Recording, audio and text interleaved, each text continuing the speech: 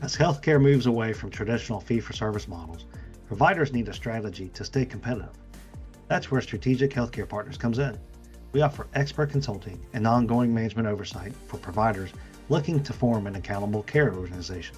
From financial feasibility analysis to helping you choose the right ACO in a crowded market, SHP provides the clarity you need to make informed decisions and transition to value-based care. Learn more at shpllc.com.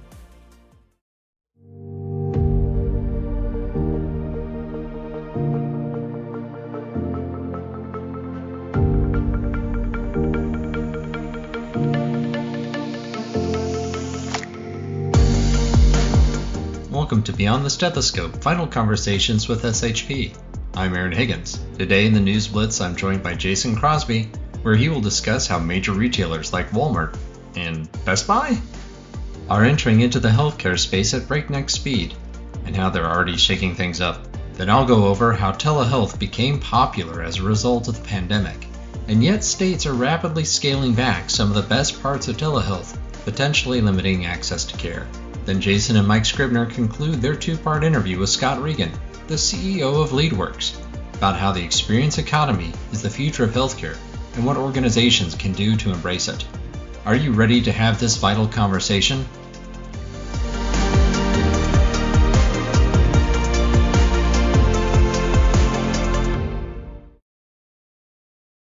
Hi, Jason. Hey, Aaron. Good to talk to you again. Yeah, good to see you. So what headlines do you have for the News Blitz today? Okay, so lots of headlines this last week that I kind of put under the umbrella of how retailers continue to drive into sort of the consumer side of healthcare, right? We just saw this week Walgreens finished their acquisition for the home care agency CareCentrix for 700 something million, right? And so you got 19 million lives. This is on top of their specialty pharmacy acquisition in September, 1.3 billion, by the way, Shield Health. And then, of course, last year we had Village MD, right? And so Walgreens has just gone all in on what they're calling their consumer-centric healthcare company, focused on primary care, things of that nature. This is on top of CVS purchase of Signify Health, and of course, Best Buy even getting to the action, purchasing a platform agency called Current Health.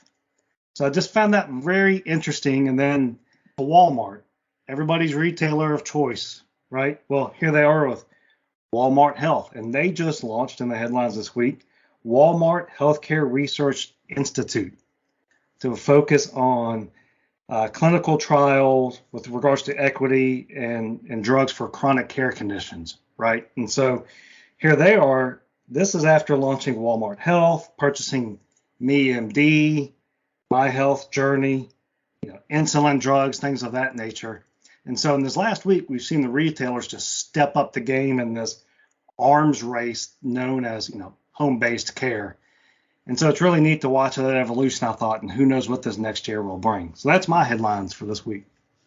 I can imagine going to Best Buy, get an iPad, get a new TV, and get your blood pressure checked and your flu shot. Is that kind of the world that we're headed towards? Isn't it something? I tell you, some of it makes sense, right? That 90% of Walmart's customers live within 10 miles of a Walmart. And so that logic makes sense. It's just, wow, the amount of money is astounding. Yeah, it's an interesting diversification of their traditional retail portfolio. Really Talk about disruption, right? Yeah. Well, and speaking of disruption, my headlines today are about telehealth, which is kind of in that same wheelhouse, right? So during the pandemic, we saw a rapid expansion of telehealth medicine, with emergency declarations made, really knocking down the walls and the barriers to telehealth in the United States. And a recent J.D. Power survey showed that 94% of telehealth patients would use telehealth again. That number is staggering. And why I bring this up? Well, so the patients are obviously, they want telehealth. They love the fact that telehealth has opened up access to providers and specialists that they previously weren't able to get access to, or It was complicated to get access to, those in rural areas could avoid having to drive in. I live in a suburb, and there are some specialists in the city that it could take me easily 45 minutes to get to on a normal day. So telehealth is a great option for me, because then I don't have an hour and a half, 2 hour round trip just to go see a specialist. But kind of on the heels of that JD Power survey is changes happening to telehealth. A lot of states are cranking back the requirements. They're rescinding their emergency declarations. And so now access to telehealth is getting complicated yet again. So we're kind of living in this dichotomy of more and more patients want telehealth, but states are now making it more and more complicated to receive that sort of care. 40 states have ended their emergency declarations around telehealth, and that's huge. So here we have 94% of patients who've done telehealth want to continue to do telehealth, but 40 of the 50 states are making it harder. It's going to end up, I think, being something that Congress has to fix, because we're going to then end up with a patchwork of telehealth rules. Yeah, it's interesting as COVID came about and telehealth, of course, came to the forefront, where regulation and reimbursement became the two talking points about the longevity of success there, right? And I think, to your point, we're sort of on the tail end now. Now it's ingrained in how we see ourselves. We just talked about consumer healthcare, right, with Walgreens, Walmart, et cetera. Well, here you go. I think if you compare regulation and reimbursement, it's certainly here to stay. Oh yeah, definitely. It's interesting. In this AP article, it's worth a look at. I'll link to it in our show notes. You have people who are renting apartments in other states purely to continue the telehealth visits with the clinicians that they desire.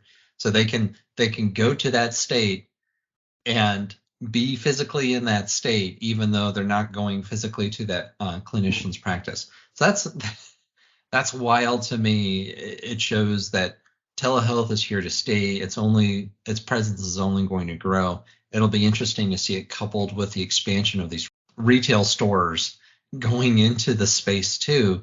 You could go to a Walmart potentially and telehealth to another doctor who's in a different state. And maybe that's a loophole. I think all this is going to come together. Okay, Jason, I think that brings us to the end of our News Blitz. We have the second half of our interview with Scott Regan coming up, I think. Yes, a continuation. If you listen to part one previously, we continue that conversation. So for all the administrators listening, some very insightful input by Scott, who's been there, done that on the marketing front. Looking forward to the discussion we'll have. I am looking forward to it. Alrighty, thank you, Jason.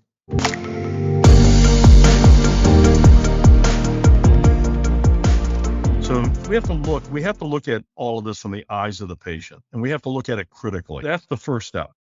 Step back and look at the experience from the eyes of the patient.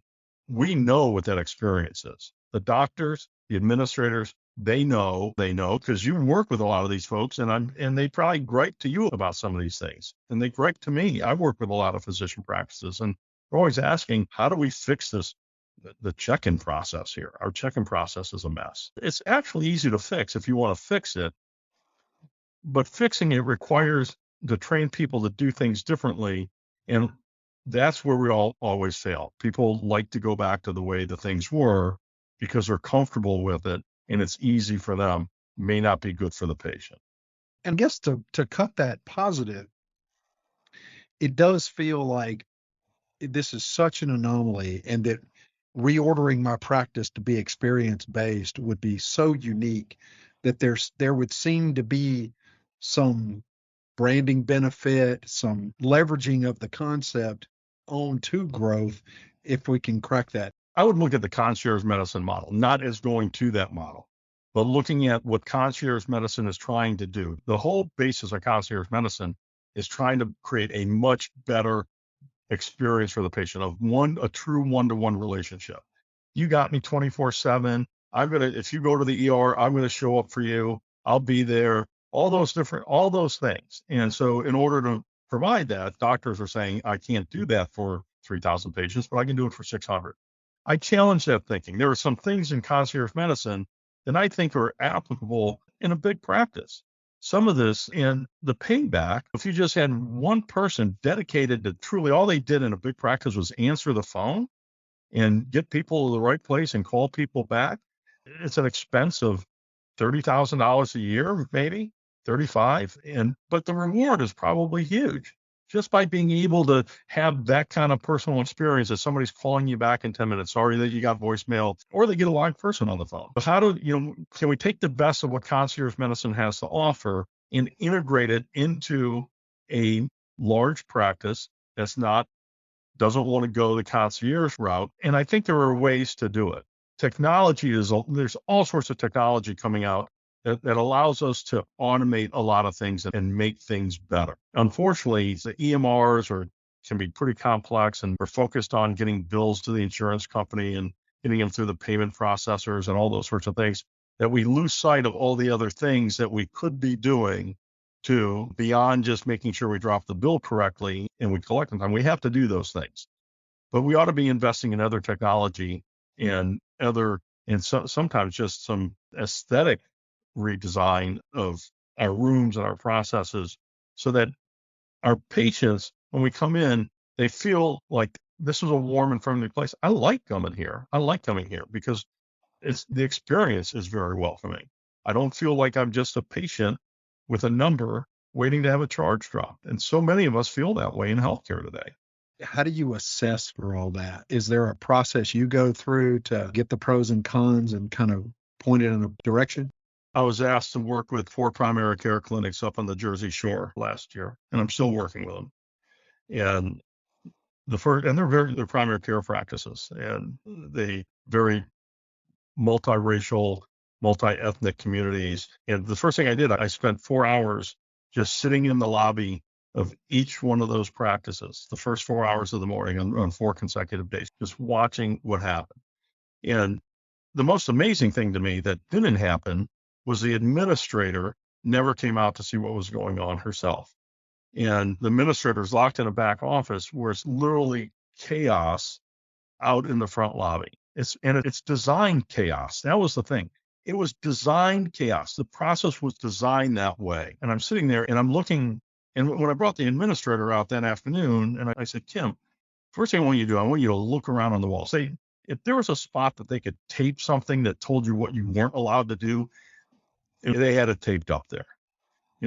As of this date, you can no longer give us checks. As of this date, you have to sign in on this table over here. Do not come over here if you don't have your proper paperwork. All this negative stuff. There's this vibe of, oh my God, it's like, we really don't want you here. It was on the glass in front of the check-in people. It was on the walls. It was everywhere. There's these hand typed, and a lot of them had grammatical errors. It's just pounding it out on Word and printing it off on their computer, and they're sticking it up on a wall. I said, what's the impression you get here?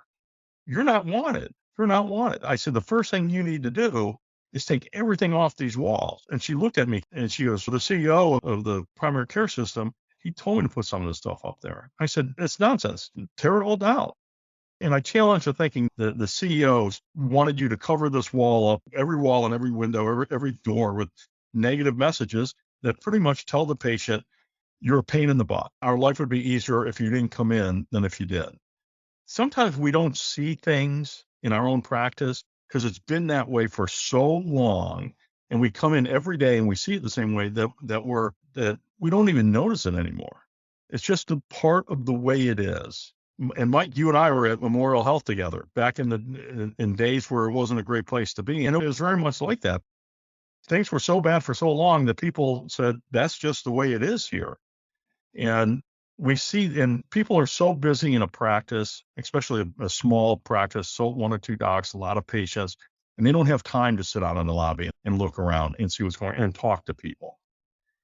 But if we don't make the time, then the design of the experience that you get is what you deserve.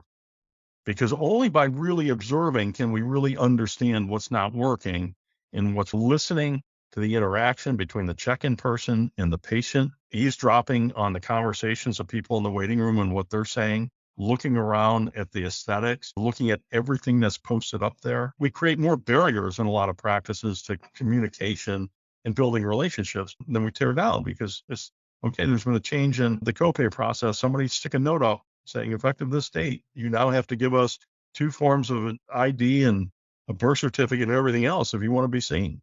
Why do we have to stick all this stuff up on the walls? Every practice I've been in, unless it is like a plastic surgeon, high end, there's stuff everywhere. You look at, there's magazines on the table that date back 2015. And because nobody's cleaned up all the people just come in and they throw stuff out. I went into one practice, a rack of cards for a church, which I thought was unusual, and with little Bible statements on it. And for this practice, and I asked him, I said, yeah, wow, did you guys put this out? I'm surprised you would do this because I'm sure you're offensive to your Jewish patients and your Muslim patients. And they said, we didn't know it was here. No idea. So evidently somebody came in from the church and just put stuff out. And how long it had been there, nobody knows, because there's so much clutter that nobody knows what's sitting out there because nobody's really taking a look at it. Nobody's observing what's going on. We walk in, we don't see it anymore because it's almost like we're anesthetized to it and we don't want to deal with it because we've never been able to fix it. So we stop trying. And I think what's embedded in what you're saying is that it's the constant seeing it from the eyes of the patient or the patient's family perspective rather than the administrative flow that has to occur to run a practice in the first place, right? Oh, absolutely. The administrators that I've worked with, and I'm sure you've seen the same thing, Mike, running a practice is tough work. It is hard today. It doesn't matter what specialty you're in, it is tough.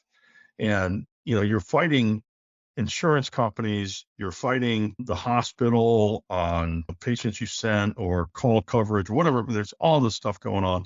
That the last thing that gets taken care of is really the observational piece, really spending time to be aware of the experience that you've created or not created in your practice.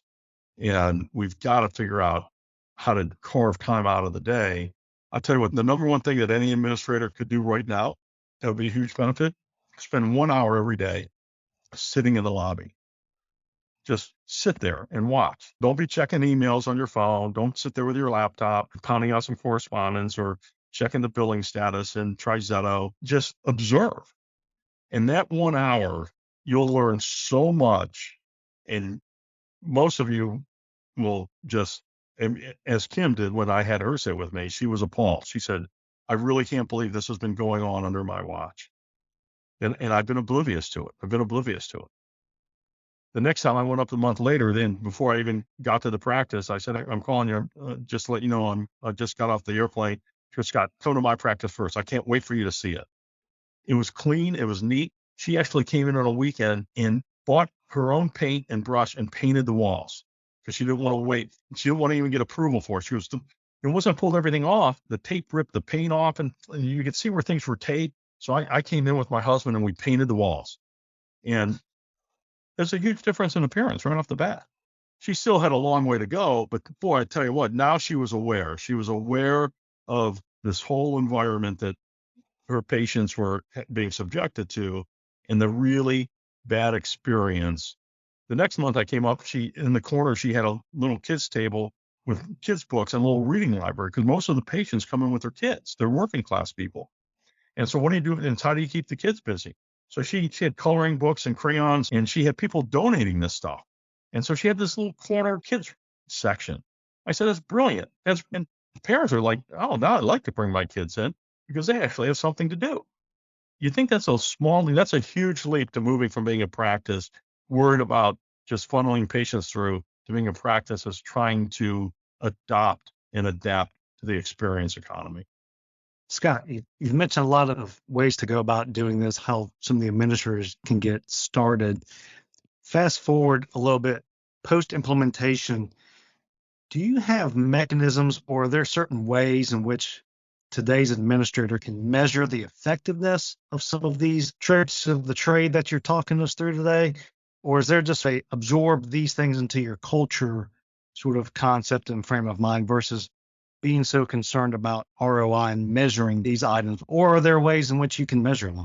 I think the best way to measure it is looking at patient volume and revenue, because I think this drives it. I really do. And I don't think this is just touchy-feely stuff. Without a doubt, if you have a great experience, people are going to tell others, are going to refer, they'll come back more often, especially if you're in a more of a cash environment where you have a spa or you're doing laser treatments. But if you're a strict orthopedic practice, neurology practice, pediatric practice, and you have that kind of experience, people tell their friends, they tell their relatives. And somebody says, hey, I need a neurologist, who would you go see? It's, oh my God, my neurologist. Unbelievable what they do for you. Let me tell you. And versus the one that says, oh, my neurologist, don't anywhere but there. So word of mouth marketing is still, and always will be, the best form of marketing in healthcare. And I don't care how many billboards you put up or radio spots or specials you run or events you do, that word of mouth referral is absolutely critical. And if we want more of those, we have to deliver not just great quality, but we also have to deliver a great experience. Fantastic. Scott, if our audience wants to learn more, how can they go about doing so? How can they find you? Oh, they can email me at scott@leadworks.com. That's LEAD-WORKS, scott@lead-works.com. They can pick up the phone and call me, and I won't put my phone number out here, but certainly if they contact you guys, you can send them my way. I'd be more than happy to have a dialogue with anybody who's listening to your podcast, who wants to learn more, learn from my experiences in trying to create positive experiences for physician practices and hospitals. More than happy to share the knowledge. Great information, an even better conversation, Scott. We're sure the listeners will find it all very useful and hopefully applicable to their organization. We really appreciate your time and joining us today. And we want to thank our listeners as well. And certainly look forward to the next podcast. Thanks a lot, Scott. Thanks for having me. You've been listening to Beyond the Stethoscope, Vital Conversations with SHP. This has been a production of Strategic Healthcare Partners. Your news hosts today were Jason Crosby and me, Aaron Higgins. It is produced and edited by Nyla Wiebe. Our social media content producers are Nyla Wiebe and Jeremy Miller. And our executive producers are Mike Scribner and John Crew. For more information about SHP and the services we offer, including the back library of episodes, episode transcripts, links to resources discussed, and much, much more, please visit our website at shpllc.com. Thanks for listening. You already know that understanding your data is key to improving patient outcomes and financial performance. But how? At Strategic Healthcare Partners, our analytics services help turn your EMR and other data sources into actionable insights. From identifying areas for improvement to guiding you through implementing changes, SHP supports you every step of the way. Our performance analytics service dives even deeper, providing custom reports that help you stay ahead in the transition to value-based care. Unlock your data's full potential with SHP. Learn more at shpllc.com.